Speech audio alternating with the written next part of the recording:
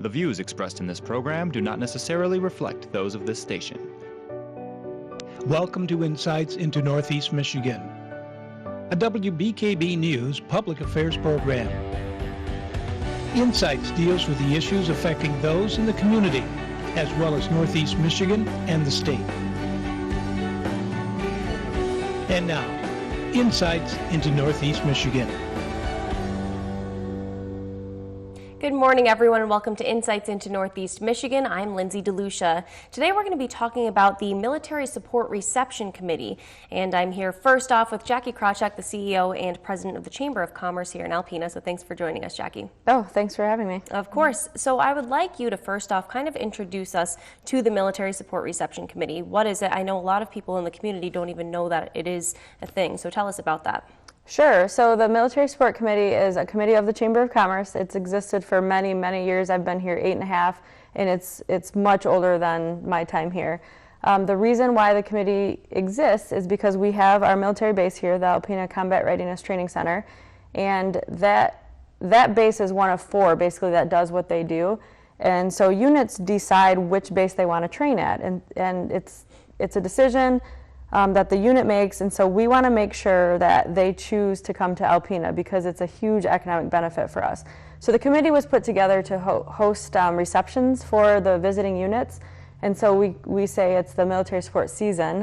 It'll be all summer long. We'll have anywhere from 4 to 8 or 10 receptions, depending on what units can leave the base. And the committee welcomes them. We give them food. We give them a couple drinks, prizes, just chat and have a great time with them for a couple of reasons. 1, we want to thank them for their service. 2, we want to thank them for choosing Alpena and hope that they choose it again. And 3, we also want to showcase Alpena because they all have families and they'll be looking at places to possibly go on vacation, and we want to be able to show them that they can come back either with the military or with their families. That's great. So tell me a little more about these receptions. How do you guys welcome the military crews in here? Okay, so the receptions are they're always hosted at the Sanctuary Inn of Alpena, and it's really important that they have been so good to us. It's how we can afford to do the receptions. They always donate all of the food, which is fantastic, because we're talking about hundreds of people. We've had receptions with 300 or 400 people. We've had them with 150 to 200 people, but at the end of the year, it's always 1,000 or more people that we've served. So it'll be on a weekday night, and they'll come into the Sanctuary Inn just for a couple hours. They'll be welcomed by the committee. They'll get their food, they'll get their drinks. We do just a short program so we can recognize anybody that we need to recognize. So sometimes there might be an award or something that the group wants to give out. We let the mayor say a few words if he would like to. I say a few words about Alpena, thank them for being there. The visiting unit says a few words, the base commander says a few words, and then we give away prizes, which I think is the best part of the evening, is they love getting the prizes. I will say that it is one of my favorite things that we do at the Chamber, just because no one ever complains. Everybody loves these events. It's open to the community. The military, the people that are visiting, they absolutely love the events because they don't get it anywhere else. And it does play a big role in their decision on whether or not to come back to Alpena. How often do these crews come into town if they do choose Alpena? It depends. Their schedules are all so different. So some of the units we'll see every year at receptions, but then other ones we'll see once and then never see them again. So it really depends on their training schedules. And of course, if there's a war or something going on that they're training specifically for, we'll have different groups coming in. So it really all depends on the training schedule, but then it also depends on their schedule once they get here. So some units are not allowed to leave the base. Other units have a lot of flexibility, and their flexibility is actually one of the reasons that we really like to do this, because we want to show them all about Alpena, and we know that the impact they have economically on the area, because they're spending money on food, on fuel, on entertainment, they're shopping here, doing so many things. It's so incredibly important that we support them in what they do here. So going off of that, I know that a lot of times the committee needs funding, right? So throughout the year, how many of these receptions do you hold? How much does it cost the committees, and how do you guys get that funding? And that's a great question. It's kind of a complicated answer. So the funding to have the receptions comes from, so the Sanctuary Inn donates all the food, which is a huge expense. The committee traditionally has done fundraising, send out letters to businesses that really see the first impact of a lot of visitors to town. But then we started last year in 2014, we have what's called our Red, White, and Blue Review. And so we decided to have, that's kind of a variety show that we host out at the CRTC. In the past, it was just a fundraiser for the chamber. But what we decided to do was link that to the military support receptions. And so now it's a fundraiser directly for the receptions, which has increased our attendance at that event and interest in the event because people really like to support the military. So we get sponsors for the Red, White, Blue Review. Those sponsors are also sponsors for all of the military support receptions for the 2 years. That Red, White, Blue Review is only every other year. So that money goes to pay for the drinks, any prizes that we might need to buy, anything additional that we need for the receptions, and then some marketing. The community is also welcome to attend, and the money that they spend, it's $10 for somebody to attend, and that money also helps cover the costs. And when is the next reception coming up? Do you know? We don't have them scheduled. So what'll happen is in about March or April, we'll have a kickoff meeting, and it's probably the simplest committee people have ever been on. We'll have a kickoff meeting. We'll plan the entire year in coordination with the base. We'll set the dates and times for all of our receptions, and we'll have anywhere from 3, usually it's around 5 or 6, but all the way up to 8 or 10 receptions. So we'll know at kind of in the spring of next year. So you guys are just kind of wrapping up your season, like you said, with everyone coming in the summer mostly. So what is it now from this time until, like you said, about March is just a lot of preparation for the new coming year? So right now we're working on planning the Red, White, Blue Review. That takes a little over a year to plan. So that's what we're working on. And that is actually run by our ambassadors, not the military support group. So they're planning that reception.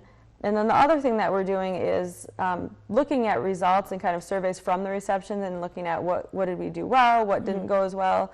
One of the big things is how do we get more community members there? So we're kind of planning to roll out anything new or changes to the events next year. Gotcha. And it does, like you said, bringing these units in does help our economy, does help local business. So how do you kind of predict that in the near future? Do you hope to see these people come back, like you said, and settle in the area, even maybe vacation? We do, and there's not a great way to measure that, but we do know that it helps because at the receptions we have people tell us, you know, this is fantastic. We don't get treated this nicely in any other community. So it's really important. The other thing that this is doing for the Alpena CRTC and for Alpena is there being 4 bases, and there's constantly threats of cuts from federal government to defense spending. Right. Chances are that one of those 4 could very well get closed in the near future. And so when a community steps up and supports their base, that speaks volumes to those decisions. And so by having these receptions, the more community involvement we have in them, the greater, voice that we have with the federal government, and we can make sure that we're not in jeopardy of losing our base. All right, well, thanks so much for all the information, Jackie. We appreciate it. And coming up next, we'll be speaking with Bob Kraft, who is part of the committee, to tell us more about these receptions and funding and everything else that we need to know. So stay tuned.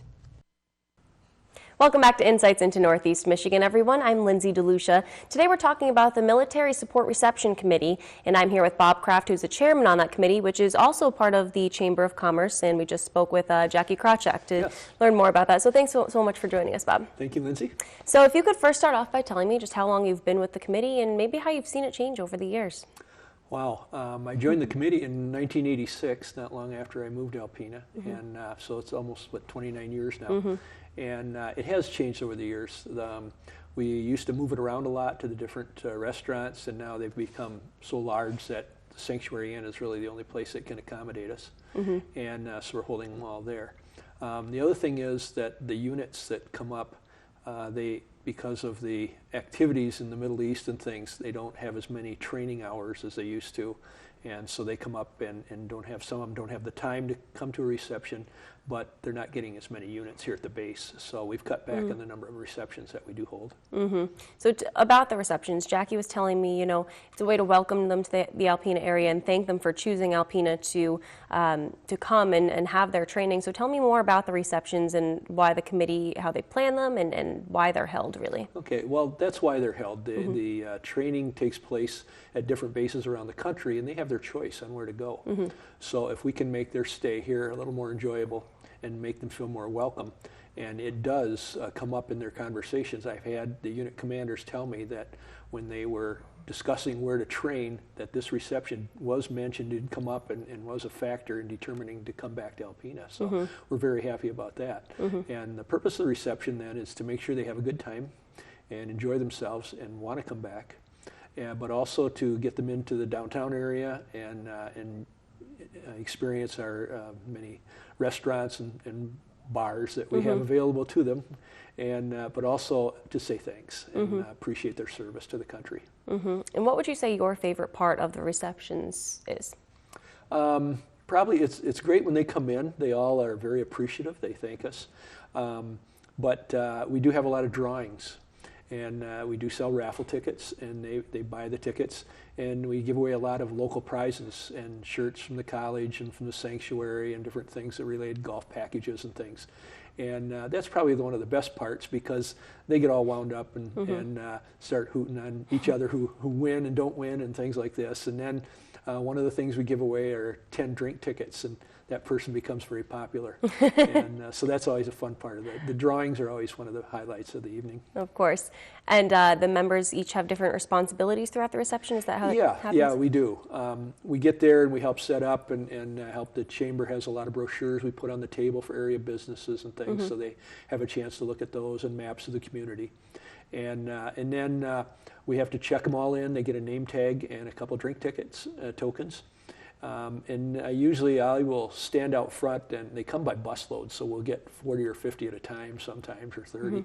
And if we're having 300 there that night or something, it gets kind of busy. We'll have 2 check-in tables, and they'll sign their name tag, get their drink tokens, but I will stand outside and let them know as a group what's coming, that they have a large buffet coming that's free. They get drink tickets, and we are selling raffle tickets to help fund our program, plus have some fun with it later in the night. Why do you think it's important to, obviously, to welcome these receptions for those who are coming in to train, but why do you think it's important to give them that time as well, rather than just that training time while they're here? Well, that is important, to let them get away from their training. Most of the units do have some time to get away. Some don't, and we offer the reception to all the units, but some just can't. But the ones that can, it's a nice break to come in and sit down with all their unit members and just relax, enjoy some really good food. And we try and have the members of our committee set at different tables and be able to answer their questions and let them know a little more about Alpena and the area. And they all have questions about different things in the area. So it's a good chance for them just to relax and unwind. Yeah. Absolutely. And Jackie told us a little bit about the funding for these receptions. So tell us more about where the funds come from and how long it takes the committee to plan it. We start planning in the spring and early part of the year once the base gets their schedule together. And then letters are sent out along with information on the different things in the community. We send out a package and to help them decide also. And when they commit to coming to the base, they usually let us know whether they will have time for a reception or not. And that's all handled by the base. In the meantime, the committee members are doing some fundraising. We send out a letter from the chamber asking for financial assistance to be able to host these. And we used to do more, but that's about all we have to do anymore. The support of the military base in this community is so overwhelming that we get the funds necessary to hold these receptions. And then we do have 2 or 3 members that go out and contact the university and the sanctuary and things like that for donated items to give away as prizes. And now touching on the community, as you said, a major goal of the committees is to get community involvement within the reception. So tell me about that and what you guys are trying to do there. Yeah, that's always nice to have as many community members there as possible. And they sit at in the different tables and get to know some of the people coming in and a little bit about where they're from and their community, and also are able to answer questions about our community. So we do encourage and strongly ask members of the community to come to the receptions. It is $10 for non-military visiting units. Even the local base unit people have to pay the $10, as well as the committee members and everybody else that's from the community. It really gives an opportunity for the people to get to know some of the local people and ask questions about our community. And have you heard any feedback from the community about these receptions, or anyone who has come to the past receptions? What have they said about interacting with these crews that are coming in? It's all very positive. Yeah. Yeah. We get the people that do come, just as they leave, you say, that was a fun night. These are such wonderful people, and I really had a good chance to talk with them, and I knew this guy and he knew this and things like that. So it's a good opportunity for the community people, get a lot out of it also, to see the commitment that these young men and women have in serving our country. And so now if people do want to get involved, whether it be in fundraising or just coming to the receptions, what can they do? Should they contact the chamber, or? Yes, the chamber, we have a list there, and if someone would like to donate items, we would gladly accept them, and they can do that at the chamber. If they are curious about when the receptions are, we usually have an article in the paper. We make a press release, and it's on your station too, and to let the people know that this reception is coming up. The fundraising letters will go out in the spring. So just to kind of, the goal right now is to get the word out to the community, right? Yes, we do. Okay. We want to get the word out as best possible, because we do have community members that turn out, but actually not that many. We would love to have many more, and opportunity to just come and meet these young people. Absolutely. It's a great opportunity that you wouldn't get a lot of the time. To say thanks. Yeah, and the people that come they're interested, and they're amazed by what the people are doing at the base, what their responsibilities are and their role while they're here in training, and it can be very interesting. And so they've always enjoyed that. Absolutely. Well, speaking of, we are going to be talking with Rob Mills next to talk more about what goes on at the base and how they feel about these. So stay tuned for that. Welcome back to Insights into Northeast Michigan, everyone. I'm Lindsay DeLucia. Today we're talking about the Military Support Reception Committee, and we just spoke with Bob Kraft, who is part of that committee. Now we're going to be speaking with Rob Mills, who's here from the CRTC base here in Alpena. So thanks so much for joining us, Rob. Oh, you're welcome. So first, tell me a little bit about how the base sees these receptions, and what the crews and units kind of say coming in. Well, the receptions for the base are kind of play a twofold part. You know, the first part is that the units choose where they want to go to train. So where it's important is that by doing that little bit of extra, it kind of doesn't necessarily tip the scales, but the feedback is that, you know, when they come to Alpena, everybody's friendly, the community's friendly, and then we take them downtown and say, hey, the Chamber of Commerce and the Military Support Committee would like to have this reception for you, and they just can't believe that a community would do that for a unit coming in that knows nothing about them and what they do in their job, and put those things on.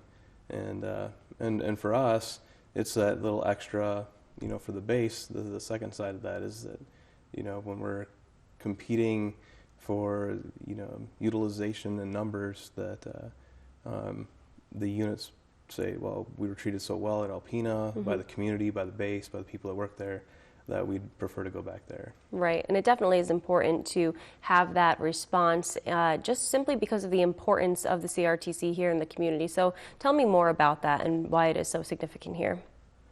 Well, the CRTC has had a number of different roles over the years, but our current mission is combat readiness training.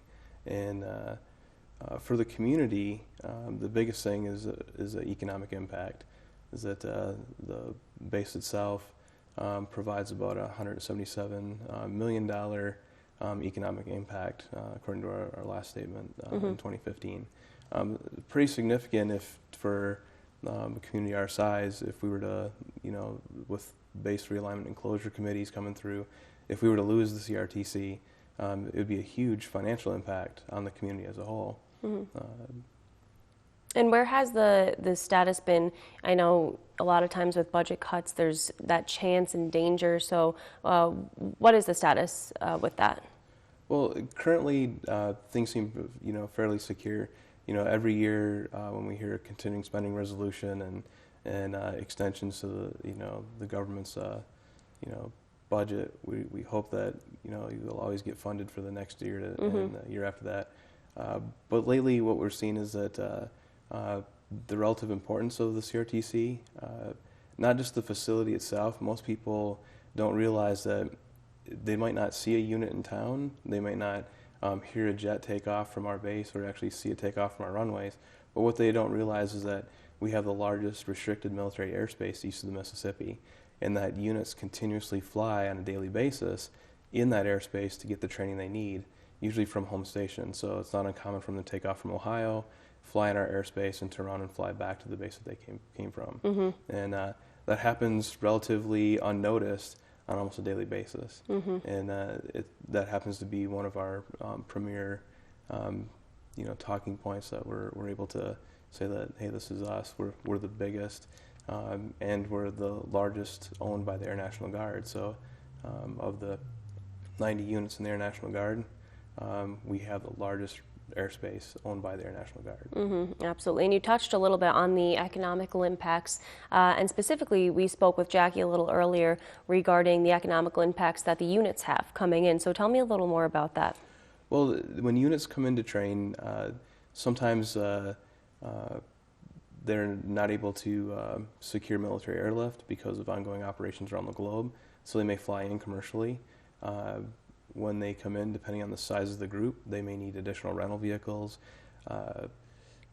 When they do things like that, sometimes our dining facility and even our limitations with our lodging, it'll exceed our capabilities, and so they reach out downtown, and they're spending money downtown. And so, the study that we just completed for impact is just under $1 million that a unit's collectively will spend in the local community, whether it's on food, gasoline, lodging, recreation and things like that. So that's an additional, $1 million going back into the community, back into the local businesses. Sure, a huge asset to our community during that time that they're here. So you definitely want to keep them coming back in the coming years. So to go along with that, what kind of role does the base play in planning the receptions? Do you have anything involved with the committee, and how do you guys go about that? Well, we have several meetings a year with the committee to coordinate, and it's with the units. When they come up here, they're coming here to get their training done. They can't get it anywhere else in the world. And when they make that commitment, they're trying to fit in as much stuff as they can.